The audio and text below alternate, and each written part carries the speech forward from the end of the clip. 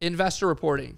This is one of the biggest things, one of the most important things. If you do it wrong, you're going to get investors constantly hitting you up. You really should not have that happen too often. You should be, I would say the best thing is to take a very proactive approach to communicating with your investors. Real Estate Lab.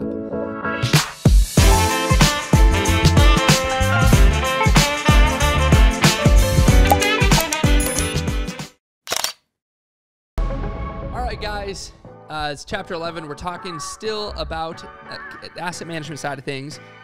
This is more on the investor side of things than the previous video, which was more on the property side of things.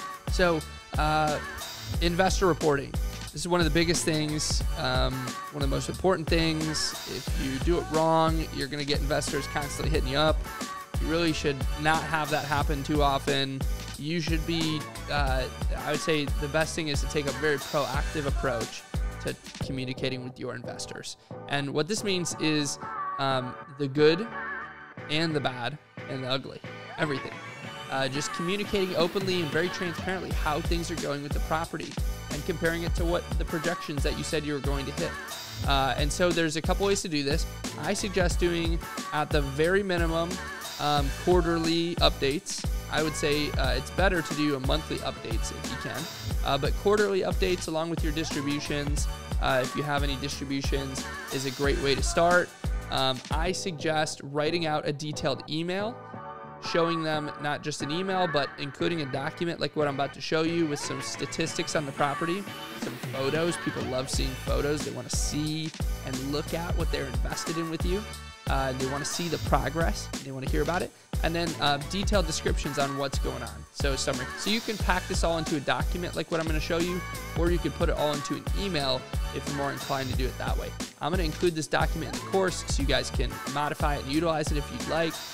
But you could also just use MailChimp or some other email provider service that can blast these emails out to your investors. So I'm going to dive in, screen share right now, and check this out. This is a sample monthly report that we send to our investors. This is just an example of one.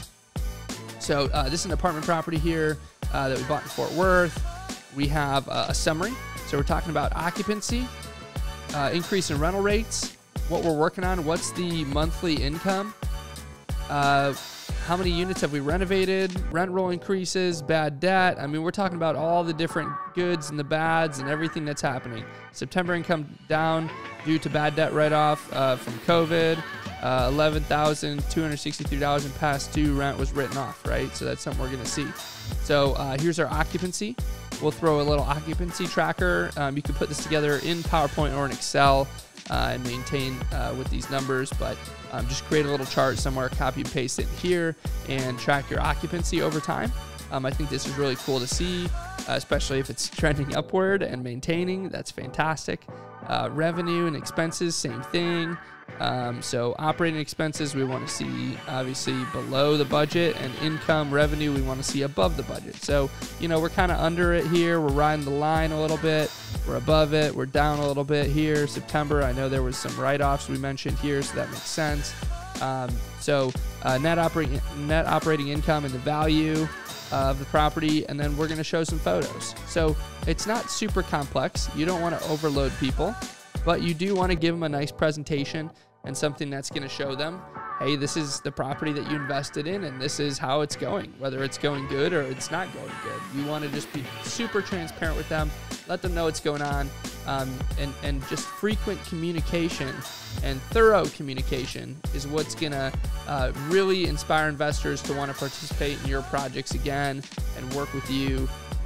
You know, you'll make yourself look bad if you do not nail this down right. I think this is one of the most important things. You can get as many people as you can to invest with you, but if you don't maintain the relationship through proper reporting and communication, that's when some people will get a little bit dicey with you. And so not everyone will. I have a lot of investors who I never hear from ever, no matter how many times I send them these reports. I just don't really hear from them. Even if it's every 3 months. And then I have some investors I'll hear from every month, right? So it just kind of depends who it is. but I suggest putting this together for them. And then obviously if you're coming up on a sale or an exit or a refinance, your reporting is going to look a little different. You're going to send out some different types of communication, probably just directly emails, and letting them know, hey, this is the status, this is what's going on. I will give you a tip of advice when going to sell a property. You know, let's say you bought a property with a 3 to 5 year hold expectation, and it's coming up on like 2.5 years, but you're able to hit your 5-year target sale price and get really good returns, so it makes sense to sell it early. What I suggest is waiting until you get a property firmly under contract and under due diligence before telling the investors that you're selling the property. Now, you can send an email out to investors, and I'll tell you why, but you could send an email out to investors saying, hey, we are exploring our options in terms of selling the property. Just kind of letting them know, like, hey, nothing's solid. We're exploring our options. If we don't end up, moving forward with anything, well, obviously we'll let you know either way, but if we don't end up moving forward with anything, we'll just keep cash flowing the property, we'll hold it and sell it in the future. But we're exploring our options. We're thinking about selling, just considering it, and this is what it might look like. So, you could send that out definitely, but I would not tell them that you have the property ready to be sold until it is not only under contract, but the due diligence period is expired and the earnest money has become non-refundable and a closing is in sight. You could send them an email even a month or 2 out from closing, 2 months out from closing, or a month, and be like, hey, property's set to close this date. We ended up putting it under contract. We wanted to get through this option period and make sure that they were solid and actually going to close. Because the worst thing, and I've had this happen, and it's a big mistake, the worst thing is you can tell investors like, hey, we're anticipating a sale, and then it falls through.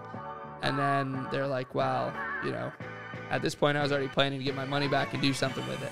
So I'm kind of bummed. So that's something you want to avoid, and it's a tough part of the business is that timing on the sale, the exit, and the expectations there with the investors.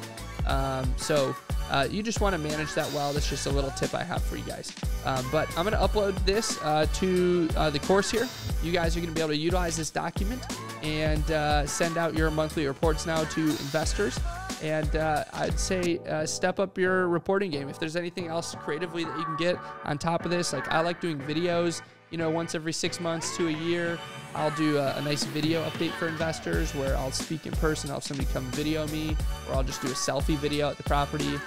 Just easy ways to show the investors that, hey, I'm keeping a close eye on this for you, and I'm working really hard for your money. You want to show them that. So that's investor reporting. We're going to check out our last video in Chapter 11 next, which is construction cost tracking.